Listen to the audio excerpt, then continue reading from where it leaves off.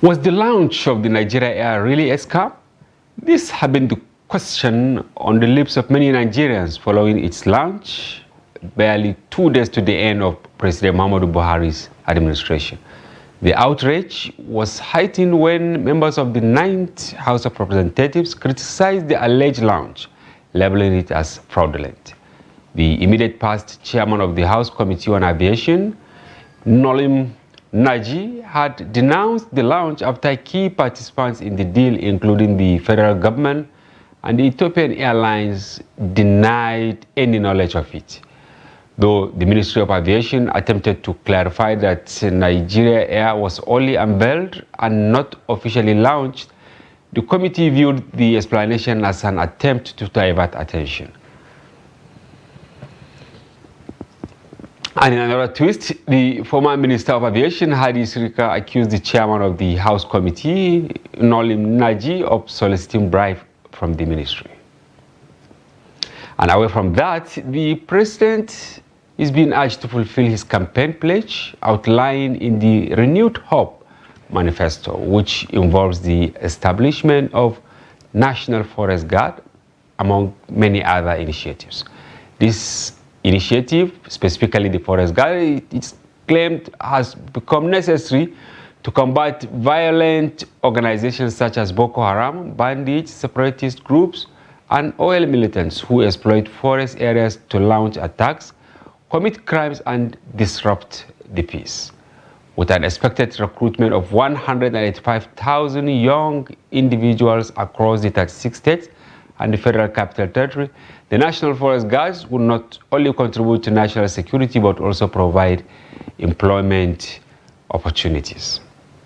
These are some of the issues that will form tonight's conversation. And with me in the studio to share perspectives, I'm joined by Mukhtar Suleiman, a public affairs analyst. I'm also joined by Isaac Abrak. He's a hostile environment journalist with vast experience both in national and international media.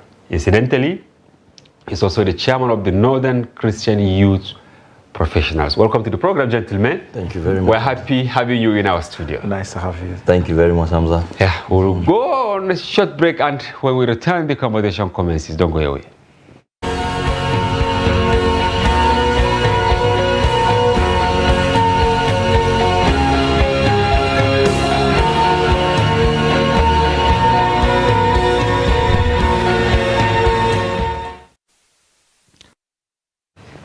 Welcome back. I am tempted to actually go back a bit and discuss what happened at the Villa and at the National Assembly. Mukhtar, maybe I should start with you. Is it now over, the acrimony over who should be Senate President? And do you think certain category of people in Nigeria have been assuaged by the aftermath of the 2023 general election? Well, as far as the case are still in court, it's difficult to say if people have been assuaged, using your term. So we have to wait for the Election Petition Tribunal to... I'm actually referring to the National Assembly. Oh, you're talking about the National Assembly? Okay. Yes. The Assemblies is a very funny one. What really ensued in the Assembly is a very weird circumstance. But the truth of the matter is, I think that we're past that phase now. There is no Election Petition Tribunal for the Assembly. Yeah. So, anyway, but you may likely have disgruntled elements. Of course, no. Definitely, I think they're going to be disgruntled elements, especially in the House of Assembly, because we House saw... of Reps. Yeah, the House of Reps. I mean, we saw one of the members who said, my heart is sweet, but my vote goes to, and there are a lot of people who did not say that, but that's how they felt. So that man sort of spoke the mind of a lot of people in that this thing. But the way where we are at right now is the time where political competition has to give way for political reconciliation. Okay, political competition needs to give way to political reconciliation. Because it's actually high time where we begin to focus on the governance structure and move away from the politics. the politicking is already somewhat over. Because this was the last set of inauguration or swearing in that has to happen, and the 10th Assembly is already in. That means now the president can carry out his executive functions appropriately with an oversight from both houses. So the arguments about whether it was Yari, whether it's Wase, whether it's Akpabio, all of that has to go now, and everybody needs to come together. The House needs to come together and have a unified front. For me, I think Godswill Akpabio has a big shoe to fill. That the shoe of Ahmed Lawan. While most people may have their reservation about Ahmed Lawan ran the one house, the Senate House, in such a way that it did not even look like there was opposition there. Completely. Yeah. If you look back, are you expecting any difference? Well, I don't know, because there's a lot of... Okay, maybe Isaac should answer it. Yeah. You should come in. The first question I ask him. Yes. What happened in the National Assembly? Has it assuaged feelings? No, first I want to congratulate the National Assembly, particularly the Senate, because I think that they voted for inclusiveness, and unity of Nigeria. Okay. Looking at that, we have a president, who is a Muslim. We have a vice president who is a Muslim. Yes. We have let me start again. A president from the southwest, a Muslim. Yes. The vice president, a Muslim from northern Nigeria, northeast. Yes. Then we have the SGF, a Christian, from the middle belt. Yes, they're not central. I mean, that is not central. Yes. Then now we have a southerner, a Christian. Yes. So it means that the 4 appointments, have been balanced. A lot of people would like to argue and say that it doesn't matter, we should just select anybody who have competence. I think Nigeria, at the level that we are right now, in our polity, we need to always balance, in terms of religion, in terms of tribe, just so that everybody knows that, have a feeling that he is involved, he has been recognized, so as we can move ahead. And again, the Muslim ticket has given us an opportunity. And what is that? What kind of opportunity? It has given us an opportunity to dispel this issue, that this overbearance, overdependence, of what I just talked about. Yeah. Right? That we should try to balance. If this ticket succeeds, this opportunity I'm saying. Yes. If the Muslim. Yes. If it succeeds, then at the end of the day, it means that we will not have any, and we will not sleep. We will not lose any sleep. Do you understand? When it comes to electing officers or nominating officers, we will not be bothered to say that we want to consider religion and all of that. But at the moment, right now, it is a good thing, that these appointments have been balanced. And going forward, if the president and the vice president perform so very much, then the next election, we might not have to bother about it. But for now, it's good we balance. You are the chairman of Northern Christian Youth Professionals. How receptive were you at the initial stage of the campaign of the same-faith scenario? It was tough. Yeah. I will just give you an example that it was so tough that one of my officials was called by her dad and said he was going to disown her. For supporting the Muslim ticket. Yes, I mean, same-faith ticket. Yes, the same-faith ticket. It was that tough. There are places that people felt that we couldn't go to talk about Bola Ahmed Tinubu, but we knew that it was all about winning elections. Okay. It was not a disregard or they are looking down, on Christians. No, it was nothing like that. It was a strategy to win elections. And we know that the president then, was competent. We know that his running mate then is very competent. I mean, myself and yourself could be able to speak to very much, about, the capacity, of the vice president. We covered Borno together. Yes, we covered Borno State. And one of his high points I would like to add here, because I think, Hamza, that a lot of people have not given Kashim, the vice president, credit, so much credit that he requires as a governor of Borno State when it was tough. Okay, what is it? What I'm saying is that if it were some governors, they would have governed the state from Abuja. But you know that Kashim was always in Borno. Exactly. He stayed through, he weathered through the storm, even when Boko Haram charged even to Maiduguri city, and even were encroaching to the MMT. Yeah, of course. You know, Yeah. when Goodluck Jonathan declared a state of emergency, Yeah. this man remained there. You know, so because we knew some of these things, we know that these people can perform, and as such, we had no fear. We went out to campaign to prove to Nigerians, you know, that the issue about the Muslim, the same faith ticket, you know, Yeah. please, our people in the north, the Christians in the north, don't bother about it. Come in and support these people. And this is what I'm saying, Sagir. Mukhtar, Mukhtar, Yeah. that if this ticket succeeds, right, we would have been able to do away, you understand, with all of these sentiments.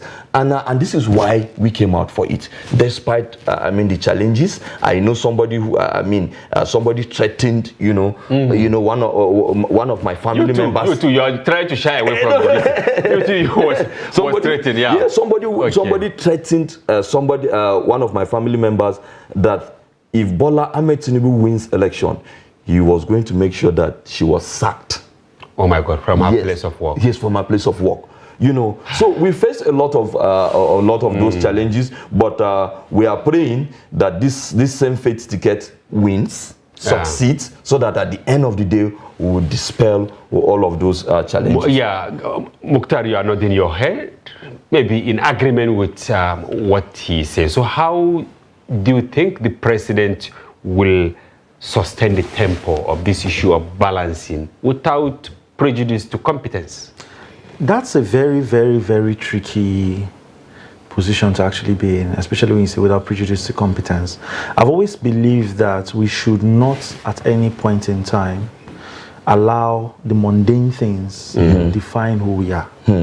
So the idea of categorization, and I think I just published an article with the paper, which is the authorization of Nigerians by Nigerians. We cannot say just because somebody does not belong to our cluster, that means they are not Nigerian enough. Whether this is ethnic cluster, religious cluster, or even ideological clusters. So we have to look past those nuances and then see to every other person. I do not envy the president. I think he has a very tough race in front of him. And he said nobody should actually pity him. Yes, because he asked for it. He asked for it. And he got it. I do not envy him in any way. I hope he does succeed, because we cannot tolerate another 4 years of utter incompetency. So I wish him well. I'm giving him the opportunity to fail before I begin to critique. Thank you. So, which is a very, very important part, which is something I'm going to ask here, which is something I'm going to ask every other Nigerian to do. You have to give him the opportunity, allow him to do that, and let's see what he can actually bring to the fore. Because I was just making a joke outside just before we came into the studio that Tinubu is giving us 1 bill per day. Because just he signed data protection bill, silently, so, which is a very good thing. Which is a very good thing. I think another way we've seen the way the appointments have started rolling in. SGF going to North Central, which was very unexpected. For most of us who have been following the political space, we all thought it was going to be between Malam and Lalong. Yes. Malam from Kaduna. Malam my from Kaduna, or Lalong, the DG of the campaign. Yeah, but it didn't go to them. It was shocking for it to go to this man from Benue. So, but we're still waiting to see more. Now that the But was he able to diffuse pressure by that decision on SGF? You know the upside, the beauty of President Bola Ahmed Tinubu. Yes. Is that he's a pressure on his own. He's a pressure. What I mean by that is he used to be the one that puts pressure on government of appointments. So he came as an autonomous power of some sort. Yeah. Like when you hear Godfathers, this is him. So if you remember, so after it's like the election, the kingmaker became the king. Yeah. That's after the election, that was the narrative. The kingmaker became the king. So I think it's actually an unprecedented feat. Yeah. So that sort of helped him. That sort of helped him in terms of being decisive. But in a twist, and which I hope in the next 1 year or 2 years, I hope that he subjects himself to some level of accountability. Okay. Because the thing about power corrupts. You are an expert in that area. Yeah, because power corrupts and absolute power corrupts, absolutely. And sometimes you, as a person, might not even know that you're being corrupted by the power. So I hope that as time goes on, he musters enough humility to subject himself to some level of accountability. To see what he has done, where he veered off the track, and all that. And now, Isaac, some are saying he has done quite a lot in less than 2 weeks. You have the fuel subsidy, he demystified it. You have this education bill. Just today he signed data, right? The data protection. Data protection bill, among many others. You envisage this? I envisage this. I'm not surprised by anything that Bola Ahmed Tinubu is doing, because I was opportune, you know, back in 1997, 1998, 1999, I was on the streets of Lagos. Covering? No, as a student in ABU then. Okay. So I used to sell wristwatches on the streets of Lagos to fund my education in Lagos. Yes. So I'm like, maybe you say the Jankara boy. So I saw the transformation of Lagos State right before my eye. I saw how he took, you know, the Agberos from the streets and turned them to state assets, using the Lagos State Traffic Agency. With the creation of Lagos State Traffic Agency, I saw how he started cleaning the streets of Lagos using the Lauma, and it was all these people that he transformed. So whom we are seen as nuisance. Yes. So I know that he's somebody that knows how to manage people. I know that he's somebody that thinks outside the box. Yeah. You know, so just to bring in what Mukhtar was talking about, the SGF. You know, Lalong, so for some of us that have been following this thing, I don't think Lalong was not somebody that supported, Tinubu was not his preferred candidate. How do you mean? Before the election, yes, but he still picked him.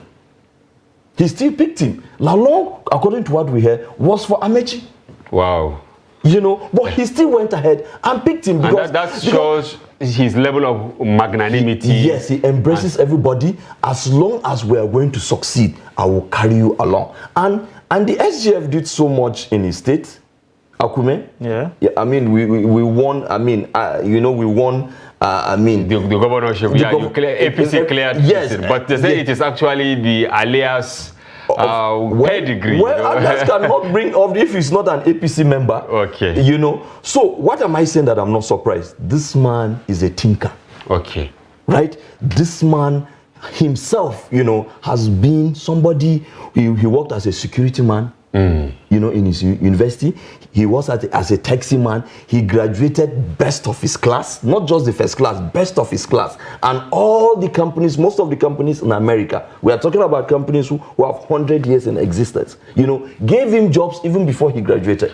Which is awesome, yeah. Yes, so therefore, and over the years, when he left governorship in 2007, he said he wants to be president. And he has been planning to be president up until this moment. He was the one that brought his party to come and fuse with CPC in the north. So invariably he prepared for it. Yes. Yes. Mukhtar, you have heard what Isaac, finally on this before we go to the subject of the day. The north is bleeding. I'm not talking about security, which is part of our major conversation, but the Almajiri phenomenon. He has spoken about the Agberos, right? If you are to meet the president, the Almajiri menace in the north, what will you tell him? I think the very pertinent thing to do would be to ensure that they are literate to start with first. They should understand that where they are at.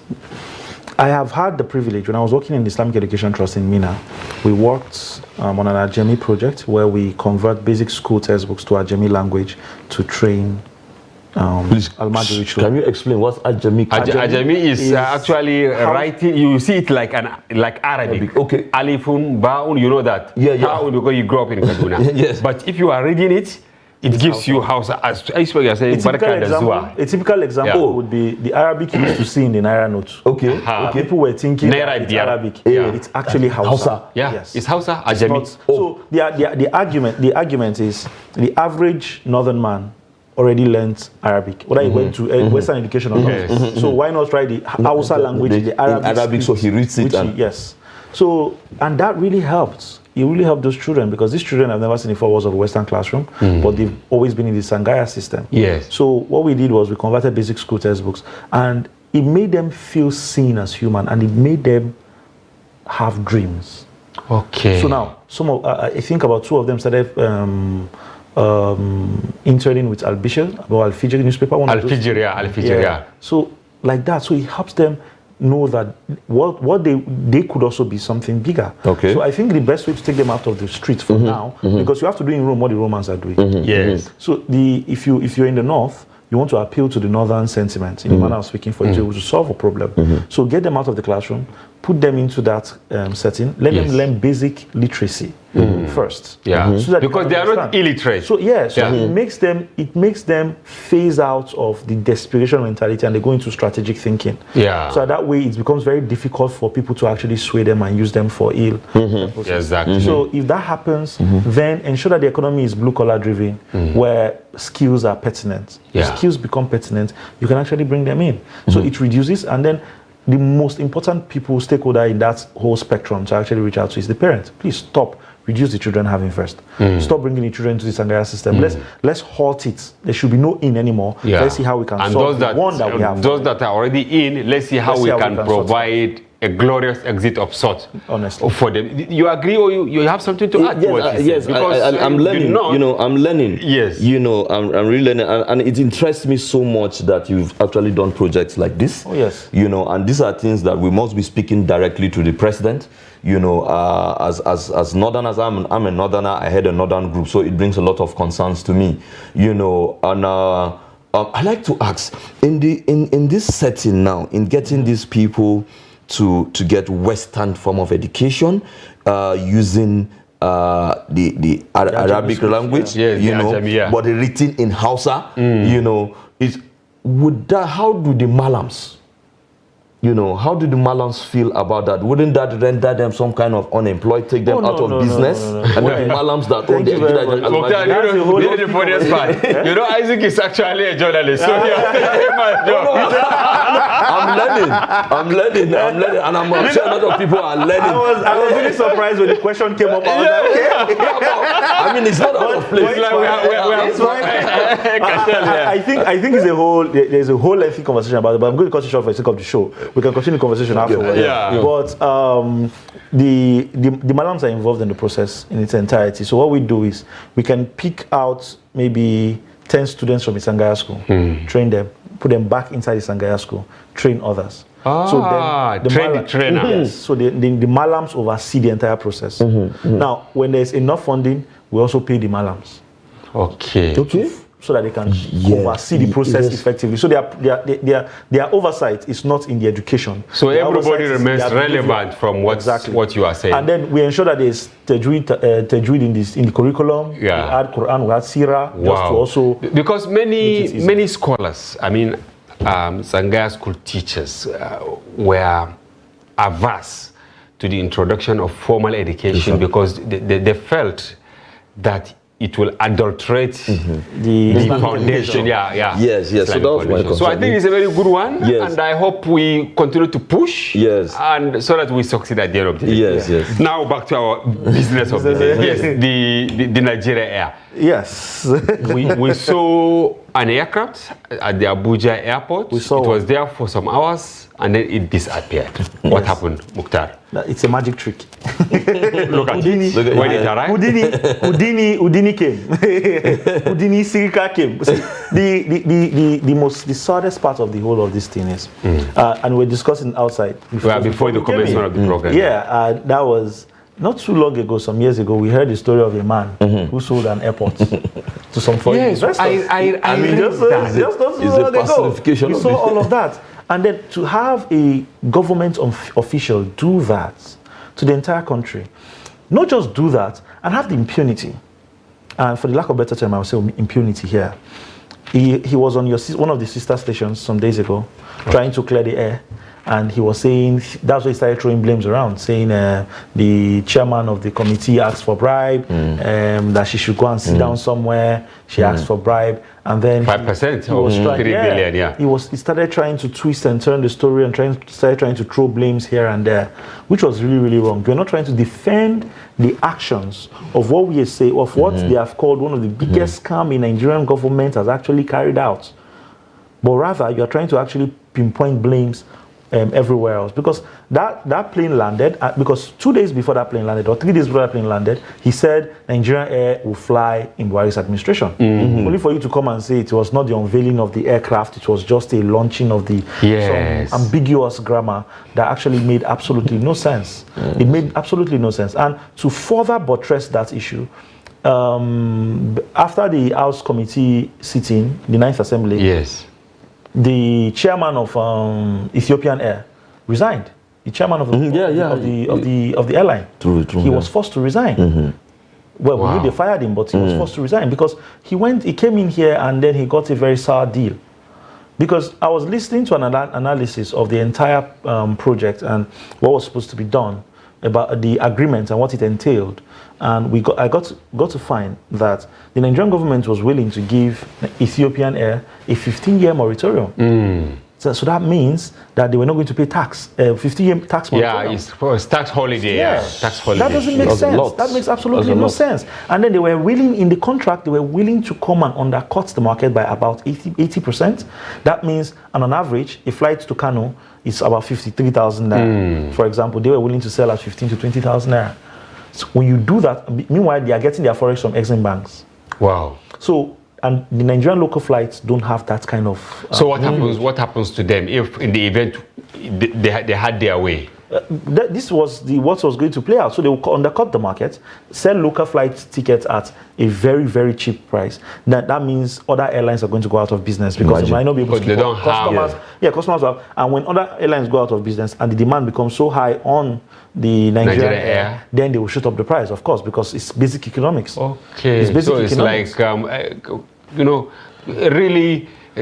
really dubious way of pushing other competition out of market. It was a terrible deal that made absolutely no sense. Of course, none of the Nigerian actors they've pumped in so much money into this business for how many years would agree for that to stand. And that's why they got the court injunction. That's why they had to go out of their way to ensure that they. So it was not out of envy that they went to court to say that they don't want that. See, in fact, Airpeace said that they were the first company to submit their bid to manage. So, and the annoying part of it again is that the contract already preempted, even before the procurement bid, that it wanted to go with either Ethiopian Air or Qatar Air. Wow. So it was already preempting that it was going to go with a foreign airline. So he had made up his mind. Yeah, so it had already been done. So when you make deals like that, it's absolutely, and at the detriment of your home people. See, one of the beauty of Egypt, I love Egypt for one thing. I was in Egypt for about 3 months, and while I was there, discussing with a lot of my friends there, and one of the things my friend Taha, God bless him, what he was telling me about the Egypt economy, because I noticed it. He said for any foreign business to operate in Egypt, you must partner with a local business. You have to. If the local business does not exist, you must create it. Okay. And they mandate an indigenization policy in the economy, where all foreign entities must transfer ownership to local after certain akin to what Murtala did. You can have, for example, you can have Uber, but the management of Uber must be Egyptians. Okay. Cannot be Americans. So you are getting your money, you are doing everything, but people will be the ones running the business. And for you to manage Uber, I'm using Uber as an example. Yes. For you to manage that, there's a car company called Careem that was already existing as a local taxi. Yeah. So it is their fleet of cars. Okay. That you have to use. Wow. So you cannot only that you are bringing expertise to make it more vibrant. Yes. Isaac, this thing that Hadi Sirika said that they are launching, not in quotes. Yeah, launching in quote. Or do they unveiling, right? The proper this thing will be later. Has he not done this in London some years ago? He did it in London. He did it in London, and eventually he was stopped. He was told to postpone it, and he did. You know, Hamza, what intrigues me so much or saddens me about this deal is that where do Nigerians, our politicians, get the audacity, the crookery? Yes, the audacity, to look at us in the face, and try to maneuver us, outplay us like this. Oh my God! Without right lies, without any recourse. Where do our politicians get the sense of that audacity? The audacity that try to underdevelop your own people. You have earpiece, for instance, now, right? Quite a number of airlines. Yes, for instance, right? And you have Max Air, you have Max Cabo, you have Cabo, and all of these people, you know, who have been doing fantastically very well. Even though Cabo died, you know, yeah, but and yet you don't think about empowering them. You're going to Ethiopia to go to try and, you know, against your own people.